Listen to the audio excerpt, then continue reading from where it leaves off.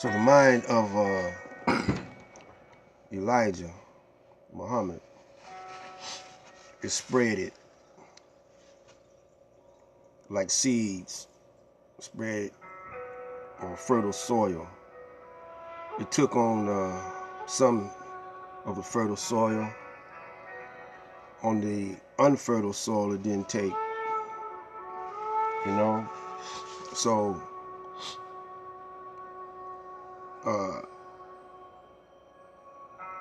his mind was developed and infiltrated by Master Faraj Muhammad.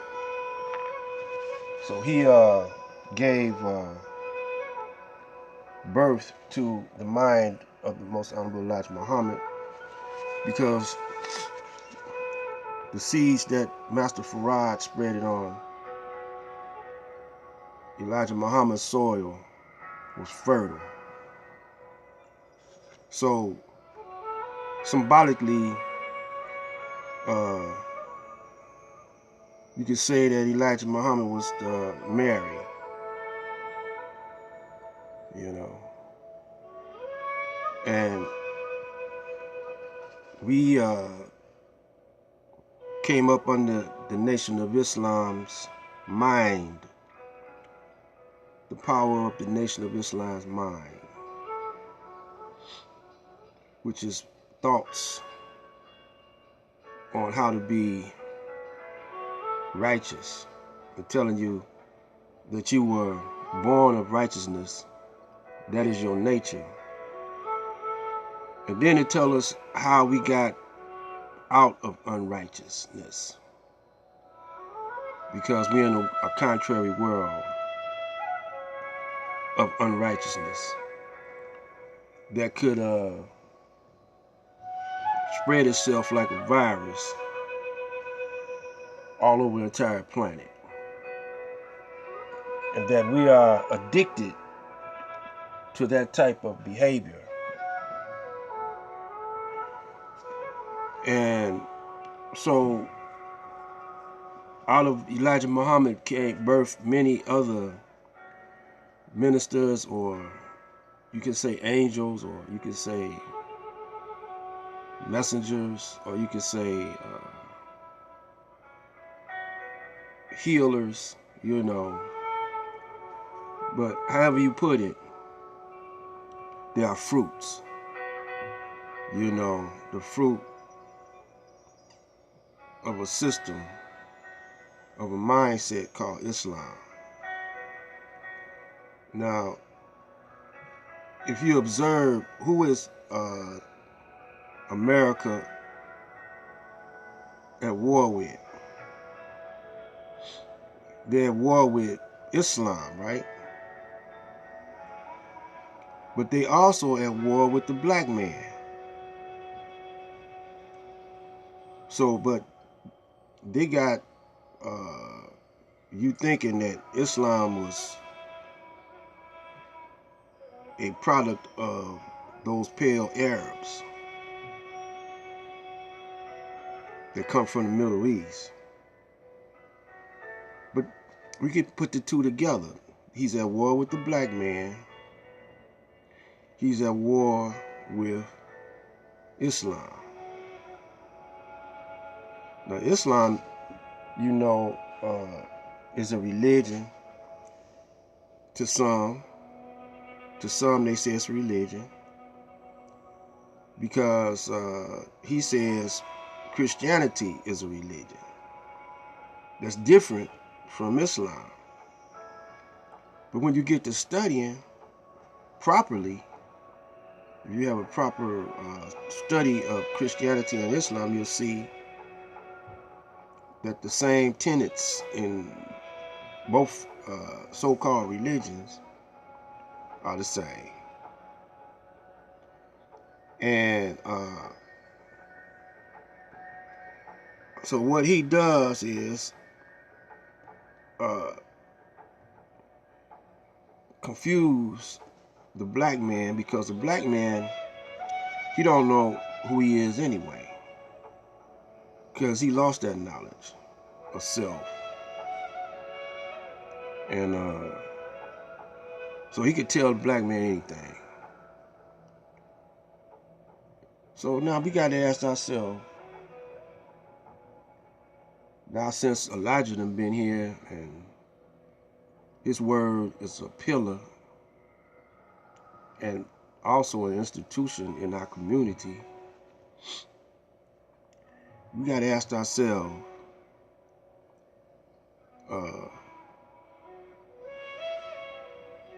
do we have enough insight on ourselves to rule? And from here on in, we're going to be talking about rulership. I talked about it previously, and I gave demonstrations on how we are disunited. And now I'm going to give demonstrations on how we are united. Okay, first of all,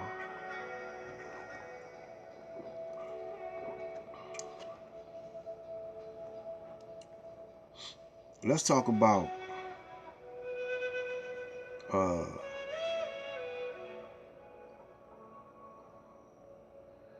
those of us who are unbelievers and unaware and unknowledgeable about who we are in relationship to the Caucasian.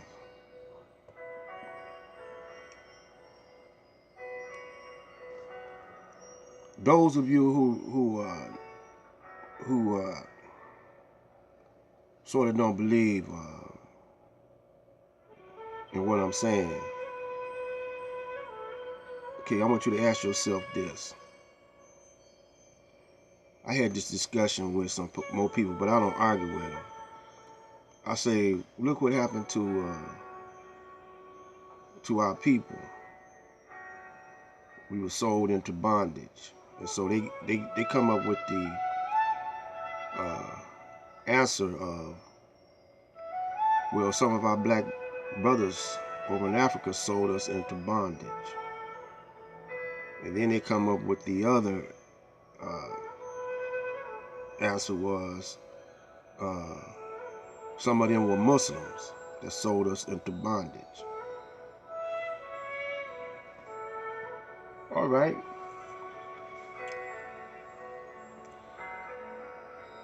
So let's look at it like this. The Jews and the Christians, the ones that set up the slavery system. Now, their slavery system was way different from the Africans and other parts of the peoples of the planet, because it was like a bond system. In other words, some of us got captured. We had tribal wars, and we went into slavery, but we were speaking the same language, and we had maintained our African culture. To make this real fast, we could rise to prominence under the slavery, you know. But when we were sold into slavery over here, we couldn't do that. For 400 years, you couldn't play your music, you get your hands chopped off. You couldn't read or you get killed. You couldn't even say your own name for 400 years. So after so many generations, you wouldn't know yourself, right? So did the kings and them think that it was the same type slavery, the ones that y'all say sold us into bondage, or the Arabs, which wasn't Muslims? You know, they may have spoke Arabic, you know, have Muslim, what y'all call Muslim names or Arabic names, but they wasn't Muslims. Because the Quran speaks against that. And also, it had a remedy for the ones that were practicing slavery. So it had a remedy for those who treated their wives like slaves. It's in the Quran, but you never read that. And so it speaks of slavery in the Bible also. You know, bondsmen and stuff like that. So the Romans wanted to confuse you. So they knew that the slaves over here will be miseducated. So that's what they did. So now you can't explain that to those who got their minds made up, because it's a form of self-hatred, you know, that they have with themselves. And they don't think that we're capable of doing anything. And then another thing is all your prominent people that rises up, like Martin Luther King and whatever, and other brothers get killed. That'll deter you from trying to rule something anyway.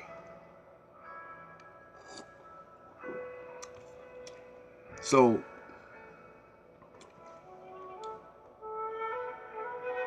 some of them think that we mistreated the Caucasians, but we never mistreated them.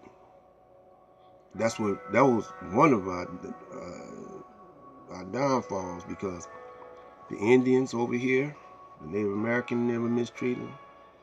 They accepted them, let them live on the land. Same with over in Africa. All over the planet where you see the darker people, they accepted the pale man. So this is winding down. We're going to come back with one more, and I'm not going to speak on this anymore today, but one more, and we'll pick it up. This is Black Light Cyberspace Ministry, the Aboriginal Universal Supreme Conscious Council of the Elders. See you on the flip side.